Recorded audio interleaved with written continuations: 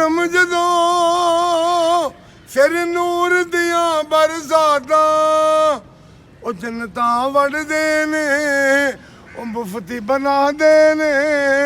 ਤੇ ਲੱਗੀਆਂ ਨਿਭਾਉਂਦੇ ਨੇ ਅਲੀ ਦੇ ਲਾਲ ਦੀਆਂ ਕਿਆ ਬਾਤਾਂ ਤੇ ਕਰਦੇ ਕਰਮ ਜਦੋਂ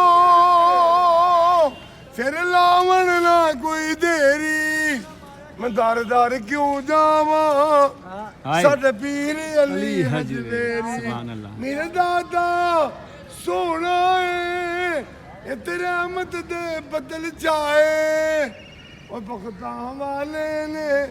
ਜਿਹੜੇ ਦਰ ਦਾਦਾ ਤੇ ਆਏ ਉਹਨਾਂ ਸੁੱਤੇ ਹੋਏ ਲੇਖ ਜਗਾਏ ਦਾਤਾ ਚੋਲੀਆਂ ਭਰਦਾ ਹੀ ਜਾਵੇ ਸੋਹਣਾ ਲੱਗੀਆਂ ਦੀ ਲਾਜ ਨਿਭਾਵੇ ਤੇ ਮਾਲਕ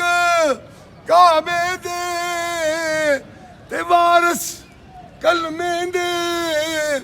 ਸੋਹਣੇ ਅਸਲੀ ਅਜ਼ਲੀ ਪਿਆਰੇ ਕਰਾਮਤ ਦਾਦਾ ਦੀ ਉਹ ਲੱਖਾਂ ਡੁੱਬਦੇ ਲਾਏ ਕਿਨਾਰੇ